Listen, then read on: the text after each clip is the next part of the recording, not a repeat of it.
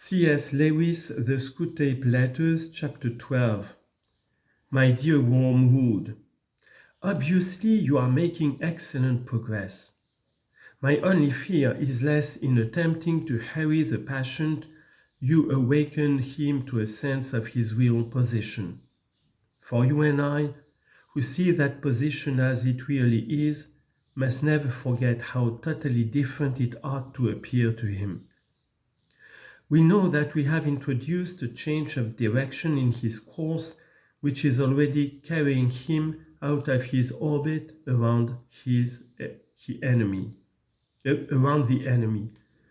But he must be made to imagine that all the choices which have effected this change of course are trivial and revocable.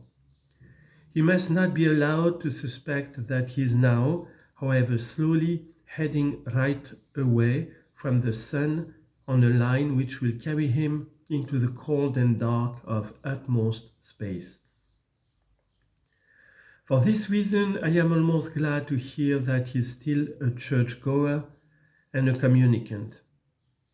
I know there are dangers in this, but anything is better than that he should realize the break it has made with the first month of his Christian life. As long as he retains externally the habits of a Christian, he can still be made to think of himself as one who has adopted a few new friends and amusements, but whose spiritual state is much the same as it was 6 weeks ago. And while he thinks that we do not have to contend with the explicit repentance of a definite, fully recognized sin, but only with his vague, though uneasy, feeling that he hasn't been doing very well lately. This dim uneasiness needs careful handling. If it gets too strong, it may wake him up and spoil the whole game.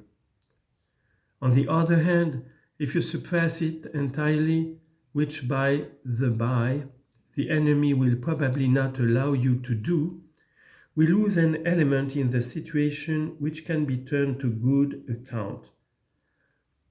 If such a feeling is allowed to live, but not allowed to become irresistible and flower into real repentance, it has one invaluable tendency. It increases the patient's reluctance to think about the enemy. All humans at nearly all times have some such reluctance. But when thinking of him involves facing and intensifying a whole vague cloud of half-conscious guilt, this reluctance is increased tenfold. They hate every idea that suggests him, just as men in financial embarrassment hate the very sight of a passbook. In this state, your patient will not omit, but he will increasingly dislike his religious duties. He will think about them as little as he feels he decently can beforehand and forget them as soon as possible when they are over. A few weeks ago, you had to tempt him to unreality and inattention in his prayers. But now you will find him opening his arms to you and almost begging you to distract his purpose and benumb his heart. He will want his prayers to be unreal, for he will dread nothing so much as effective contact with the enemy. His aim will be to let sleeping worms lie.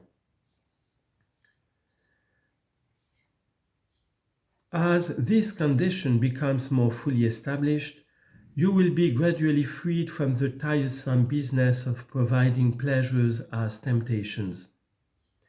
As the uneasiness and his reluctance to face it cut him off more and more from all real happiness, and as habit renders the pleasures of vanity and excitement and flippancy at once less pleasant and harder to forego, for that is what habit fortunately does to a pleasure, you will find that anything or nothing is sufficient to attract his wandering attention. You no longer need a good book, which he really likes, to keep him from his prayers or his work or his sleep. A column of advertisements in yesterday's paper will do. You can make him waste his time not only in conversation he enjoys with people whom he likes, but in conversations with those he cares nothing about on subjects that bore him. You can make him do nothing at all for long periods. You can keep him up late at night, not roistering, but staring at a dead fire in a cold room. All the healthy and outgoing activities which we want him to avoid can be inhibited and nothing given in return, so that at last he may say, as one of my own patients said on his arrival down here, I now see that I spend most of my life in doing neither what I ought nor what I liked. The Christians describe the enemy as one without whom nothing is strong, and nothing is very strong.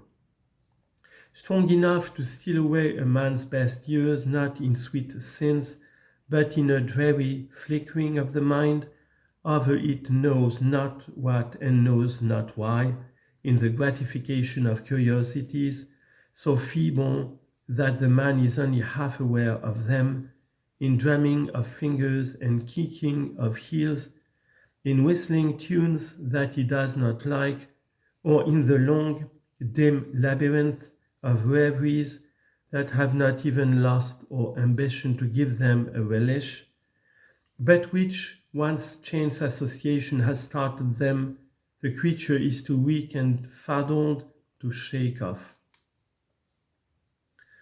You will say that these are very small sins, and doubtless, like all young tempters, you are anxious to be able to report spectacular wickedness. But do remember, the only thing that matters is the extent to which you separate the man from the enemy. It does not matter how small the sins are, provided that their cumulative effect is to edge the man away from the light and out into the nothing.